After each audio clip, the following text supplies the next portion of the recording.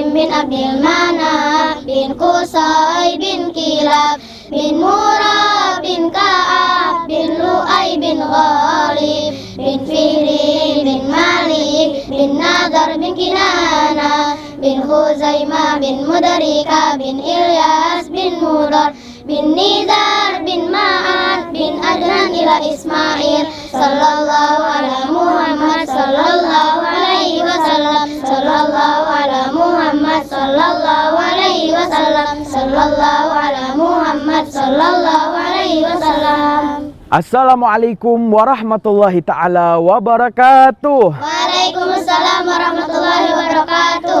Ahlan wa sahlan, kaifa haluka dimanapun adik-adikku, dimanapun kalian berada. Mudah-mudahan adik-adikku semuanya tetap dalam lindungan Allah Subhanahu wa ta'ala dan tetap dalam keadaan sehat. Nah, adik-adikku, ketemu lagi dengan kami Kak Fauzan, tentunya dalam acara Teladan Anak Soleh. Fa insyaallah adik-adikku, Kak Fauzan akan menceritakan kelanjutan kisah Rasulullah SAW periode Kota Madinah part yang kelima. Nah, adik-adikku, di sini Kak Fauzan telah ditemani oleh adik-adikku SDIku Banat Al-Bahjah Pusat. Gimana nih adik-adikku kabarnya semuanya? Sehat, alhamdulillah. Siap mendengarkan kisah? Siap. Nah, adik-adikku, dikisahkan lebih tepatnya 6 tahun sebelum Rasulullah SAW wafat, dikisahkan bahwasanya Nabi keluar untuk umroh menuju kota Mekah, di mana Nabi bersama 150.000 sahabatnya dari kalangan muhajir dan ansor.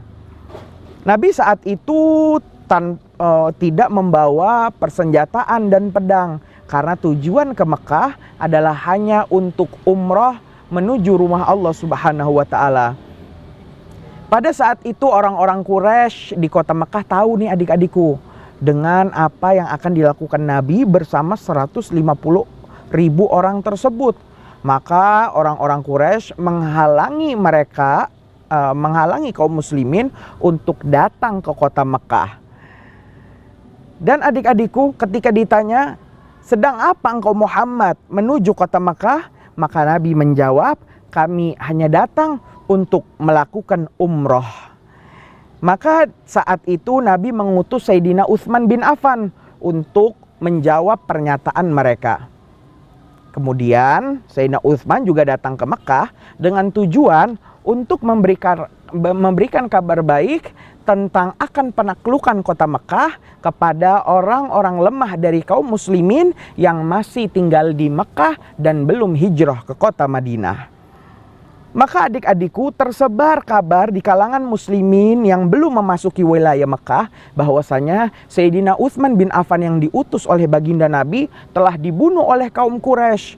Maka saat itu Nabi melakukan bai'atur ridwan di dekat sebuah pohon. Nabi berbaiat dan meminta janji dari para sahabatnya yang sebanyak 150.000 itu untuk selalu membela Nabi dan tidak lari ketika akan menyerang orang-orang Mekah, sebab mereka membunuh utusan Nabi, yaitu Sayyidina Utsman bin Affan. Maka perjanjian ini dikenal dengan nama Bai'atur Ridwan. Adik-adikku, dikatakan bahwasanya orang-orang Quraisy tahu dengan perjanjian atau baiat yang dilakukan Nabi terhadap para sahabatnya, dan mereka khawatir bahwasanya Nabi akan menyerang mereka, orang-orang yang di Mekah. Maka saat itu orang-orang Quraisy mengembalikan tawanannya, yaitu Utsman bin Affan, dan bersama orang-orang yang bersamanya kembali kepada baginda Nabi. Dan orang-orang Islam pun tahu bahwa ternyata Sayyidina Utsman tidak terbunuh di kota Mekah tersebut. Adik-adikku, saat itu orang-orang Quraisy meminta perdamaian atau yang disebut dengan nama Sulhul Hudaybiyah, perdamaian Hudaybiyah. Maka saat itu orang-orang Quraisy meminta kepada Nabi, ya Rasul, ya Muhammad, kami hanya meminta 5 hal daripadamu. Yang pertama, hendaklah antara kaum muslimin dan orang-orang Quraisy tidak terjadi peperangan atau melakukan gencatan senjata selama 10 tahun. Kedua, jangan ada yang saling menyerang lebih dulu. berikan rasa aman di antara kedua belah pihak. Kemudian yang ketiga, janganlah Muhammad umroh tahun ini bersama 150.000 orang lainnya. Keempat, jika ada seorang muslim datang ke Mekah dan menyerahkan diri ke kaum Quraisy, maka kaum Quraisy tidak akan mengembalikan orang Islam tersebut. Tetapi sebaliknya, jika ada orang Quraisy yang datang ke Madinah ingin masuk Islam, maka Muhammad wajib mengembalikan orang tersebut. Maka orang-orang muslim merasa sempit atau merasa tidak adil dalam perjanjian ini. Tapi Nabi menyetujuinya, sehingga saat itu nih adik-adik, Nabi SAW pulang balik ke kota Madinah tanpa melakukan umroh di tahun tersebut. Nah, adik-adikku, dikatakan pada tahun tersebut juga Nabi SAW menulis beberapa surat kepada raja-raja di sekitar tanah wilayah Arab. Nabi saat itu menulis beberapa surat untuk raja-raja untuk mengajak mereka semua memeluk agama Islam. Maka saat itu ada di antara raja yang akhirnya menerima ajakan Nabi untuk masuk Islam. Di antaranya Raja Najasyi, yaitu seorang raja yang memimpin tanah Habasyah. Tapi di antara mereka juga nih adik-adik, ada yang menolak dengan lemah lembut, bahkan memberikan hadiah. Di antaranya adalah Heraklius. Heraklius yaitu Kaisar Romawi, dan juga Mukaukis, seorang raja dari Mesir. Dan saat itu ada nih adik-adik, seorang raja yang menolak dengan kasar, bahkan membunuh utusan Nabi tersebut, memenggal kepalanya dan merobek-robek suratnya. Hal ini dilakukan oleh seorang raja bernama Harith, yaitu sultan dari tanah Persia.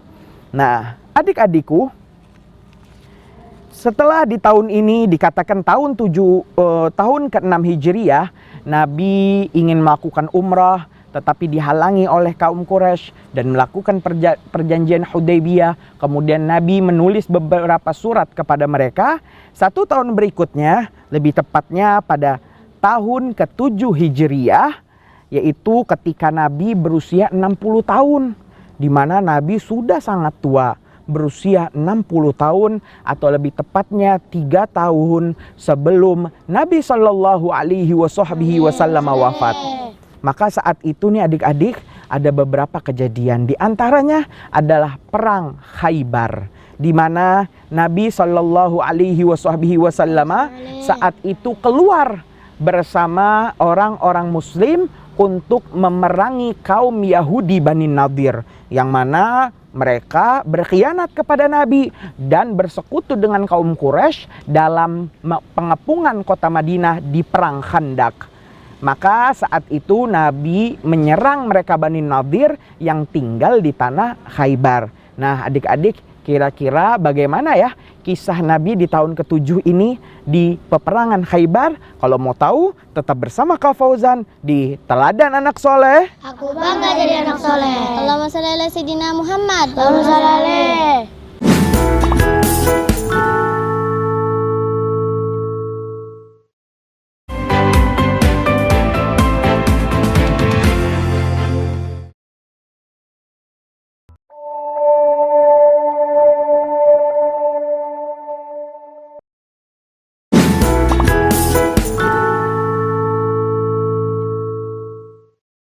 Nah, adik-adikku, dikisahkan di awal tahun ke-7 Hijriah, Nabi melakukan penyerangan kepada kaum Yahudi Bani Nadir yang mereka telah berkhianat sejak awal dalam perang Khandaq, yang mana mereka bersekutu dengan kaum Quraisy dalam penyerangannya di Khandaq,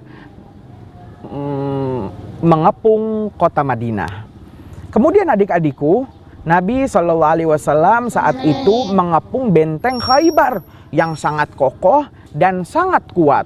Saat itu para sahabat Nabi bertakbir dengan sangat kencang. Maka Nabi menjawab, pelankan suaramu, karena yang engkau panggil bukanlah orang yang jauh, tetapi hanya orang yang dekat yang ada di balik tembok ini. Maka Nabi memerintahkan untuk memelankan takbir. Adik-adikku, kaum muslimin akhirnya memotong pepohonan yang ada di sekitar benteng Khaybar. Pohon-pohon milik kaum Yahudi. Kemudian kemudian kaum muslimin saat itu mengepung mereka selama 6 hari lamanya. Dikepung selama 6 hari atau hampir seminggu. Dan di hari ke-7 Nabi SAW memberikan bendera panji peperangan kepada Sayyidina Ali karramallahu wajhah. Saat itu Sayyidina Ali mengeluh dengan sakit mata. Maka Nabi mengusap mata Sayyidina Ali, dan saat itu mata Sayyidina Ali menjadi sembuh sebab keberkahan yang dimiliki oleh Nabi sallallahu alaihi wasallam. Tidak lama setelah seminggu mengepung benteng Khaybar, kaum muslimin menyerang mereka Yahudi Bani Nadir, kemudian menaklukkan bentengnya, mengusir kaum Yahudi di dalamnya, merampas harta ghanimah, dan juga di antara ghanimah yang dirampas adalah panci-panci tembaga yang sangat besar. Maka Nabi saat itu bersabda kepada para sahabatnya, cucilah panci-panci tersebut dan masaklah engkau di dalamnya.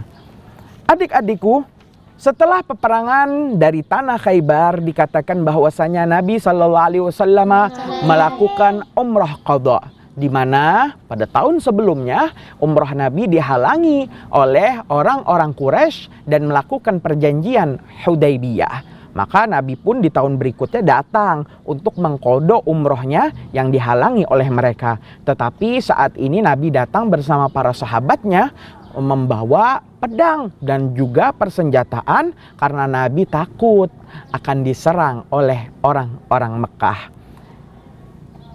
Adik-adikku, kaum Quraisy yang tahu Nabi datang untuk melakukan umroh, mereka khawatir karena takut orang-orang Islam akan memerangi mereka. Maka saat itu mereka bertanya, "Hei Muhammad, apa yang ingin engkau lakukan?" Maka Nabi menjawab, "Kami mau umroh, bukan untuk perang." Maka kaum Quraisy pun menyaksikan bagaimana kaum muslimin bersama Rasulullah masuk ke kota Mekah, bertawaf sebanyak 7 kali dan melakukan umrah selama 3 hari 3 malam. Di mana saat itu mereka kaum Quraisy membenci melihat apa yang dilakukan kaum muslimin di kota mereka. Adik-adikku, dikisahkan juga di tahun ke-7 ini ada beberapa kejadian. Di antaranya nih adik-adik ya, bahwasanya ketika beberapa saat lalu terjadi perang Khaybar, Nabi di tanah Khaybar sedang berada di dalam tendanya. Tiba saja masuk seorang tamu wanita dari bangsa Yahudi Bani Nadir. Wanita ini menghadiahkan sebuah hadiah kepada Nabi. Apa yang diterima oleh Nabi? Nabi menerima kuah marok dari sebuah daging.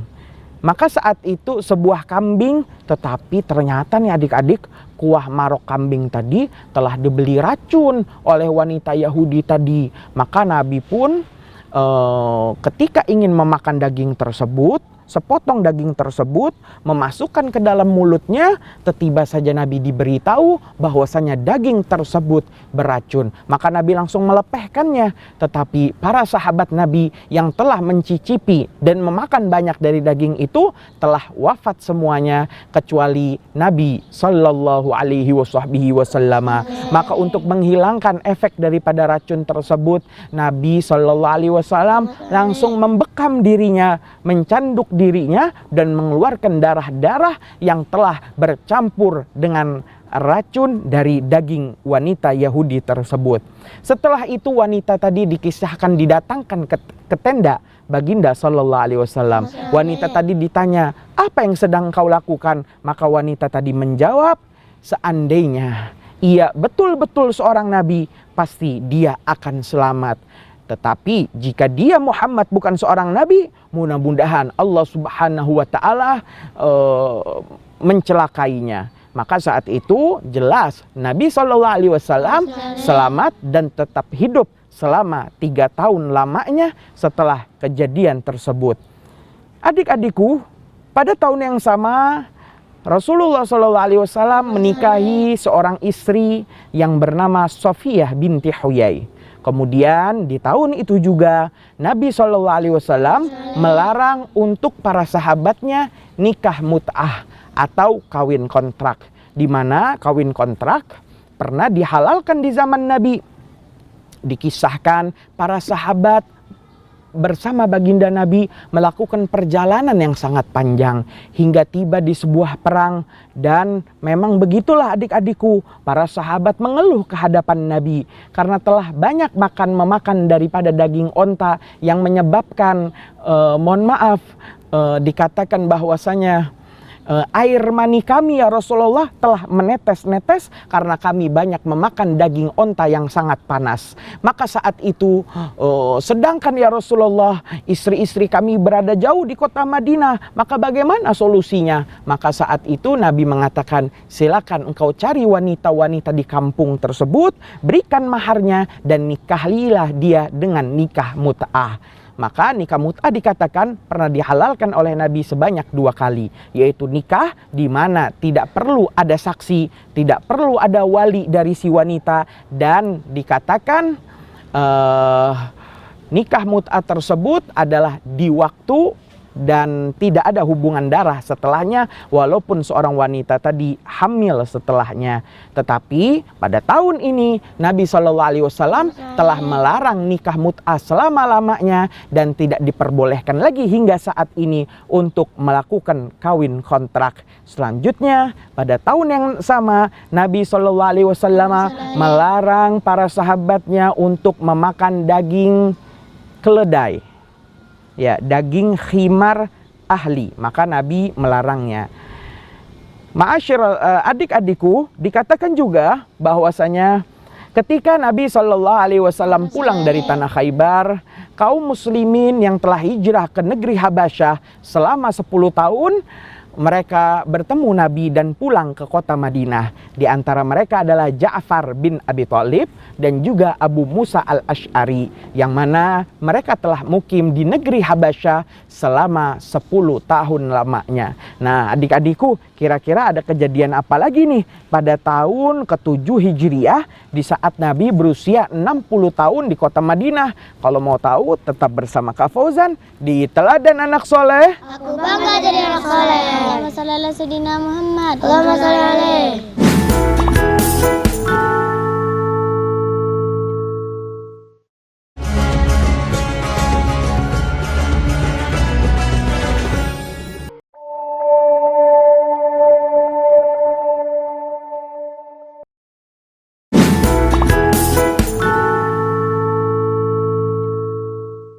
Nah adik-adikku, dikisahkan pada tahun ini, yaitu ketika Nabi berusia 60 tahun, ada beberapa pembesar dari kaum Quraisy yang memeluk agama Islam. Di antaranya adalah Khalid bin Walid, panglima perang yang sangat luar biasa dalam siasat perang, dan seorang pemimpin yang luar biasa bernama Amr bin As. Maka ketika Nabi berusia 60 tahun, masuk menjadi sahabat Nabi Khalid bin Walid dan juga Amr bin As. Adik-adikku, 1 tahun kemudian pada tahun 8 Hijriah atau ketika Nabi berusia 61 tahun, yaitu 2 tahun sebelum Nabi SAW wafat, dikatakan bahwasanya Nabi mengirim 3.000 orang dalam peperangan Mu'tah, di mana saat itu nih adik-adik, Nabi memerangi orang yang membunuh utusan Nabi SAW kepada pemimpin kota Basrah. Maka orang-orang ini yang berada di Mu'tah diperangi oleh Nabi SAW dengan Nabi mengirim 3.000 daripada sahabatnya. Dan Nabi saat itu berpesan dan berwasiat, wahai para sahabatku, ketika engkau akan menyerang daerah Mu'tah, janganlah kalian membunuh orang-orang yang sedang beribadah dan khalwat di gereja-gereja mereka. Wanita-wanita, anak kecil jangan dibunuh, orang yang sudah tua renta, juga pohon tidak boleh ditebang, serta bangunan juga tidak boleh dirusak. Maka inilah akhlak baginda Nabi SAW dalam peperangannya menyerang orang-orang kafir dan orang-orang Yahudi. Adik-adikku, tetapi apa dikata? Setelah 3.000 sahabat Nabi sampai di daerah Mu'tah, mereka menemukan bahwasanya telah hadir di tempat tersebut ribuan tentara Romawi yang sangat besar jumlahnya. Maka para sahabat Nabi dari pemimpin 3.000 orang ini yang diutus Nabi melakukan musyawarah, sehingga mereka melakukan musyawarah, apa kami harus mengirim surat ke Rasulullah meminta bantuan, atau kami menghadapi mereka dalam peperangan yang tidak sama jumlahnya.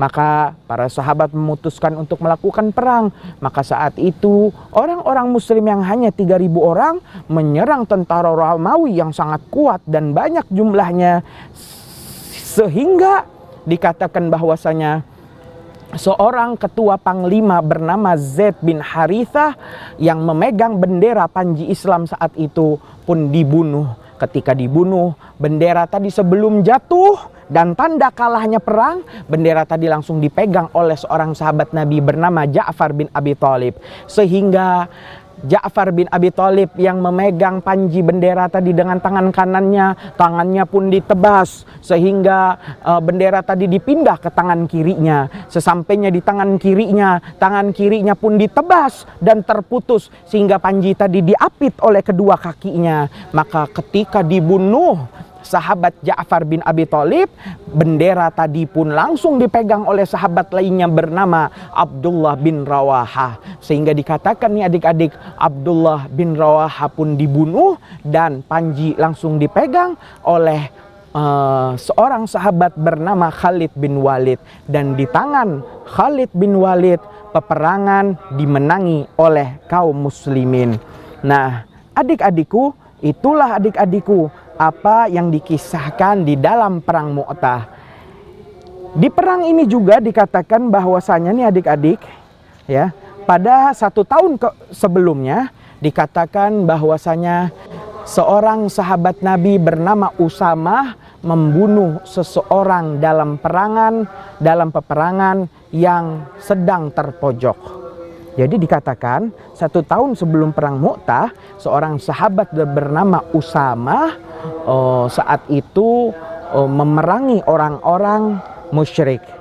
Ketika ada seseorang yang terpojok dan ia merasa akan dibunuh oleh Usamah, maka orang tersebut dengan gampangnya mengucapkan 2 kalimat syahadat. Tetapi Sayyidina Usamah tahu orang ini mengucapkan 2 kalimat syahadat hanya untuk melindungi dirinya sendiri, bukan murni ingin memeluk agama Islam. Maka saat itu nih adik-adik, Sayyidina Usamah tetap membunuh orang tersebut walaupun sudah mengucapkan 2 kalimat syahadat. Maka setelah dari pulang peperangan tersebut, Rasulullah mengetahui kisah ini, maka Rasulullah memanggil Sayyidina Usamah dan mengatakan, "Ya Usamah, apakah engkau tetap membunuh seseorang yang telah mengucapkan 2 kalimat syahadat?"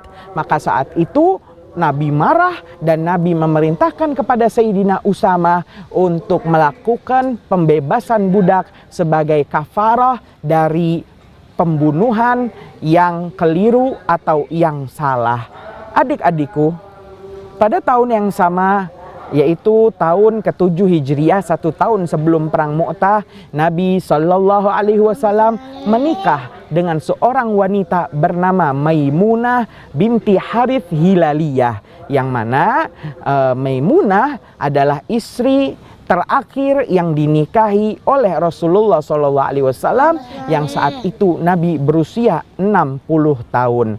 Nah, adik-adikku, barulah 1 tahun kemudian dari kisah ini terjadi perang Mu'tah yang akhirnya dimenangkan oleh kaum muslimin, walaupun banyak dari kalangan orang-orang Islam syahid dan gugur dalam peperangan tersebut, seperti Sayyidina Ja'far bin Abi Thalib, sepupu Rasulullah Sallallahu Alaihi Wasallam. Nah, adik-adikku, tak terasa nih, sudah 1 kali 30 menit Kak Fauzan menemani adik-adikku semuanya dengan kisah Rasulullah SAW pada tahun ke-7 dan ke-8 Hijriah ini. Insya Allah kita akan ketemu lagi pada jam dan acara yang sama, tentunya masih dengan Kak Fauzan di Teladan Anak Soleh. Aku bangga jadi anak soleh. Allahumma shalli ala sayyidina Muhammad. Allahumma shalli alaihi. Muhammad bin Abdullah bin Abdul Muthalib bin Hashim bin Abdul Manaf bin Qusay bin Kilab bin Murrah bin Ka'ab bin Lu'ay bin Ghalib bin Fihri bin Malik bin Nadar bin Kinana bin Khuzaimah bin Mudrika bin Ilyas bin Murad bin Nidar bin Ma'ad bin Adnan ila Ismail sallallahu ala Muhammad sallallahu alaihi wasallam sallallahu ala Muhammad sallallahu alaihi wasallam sallallahu ala Muhammad sallallahu alaihi wasallam.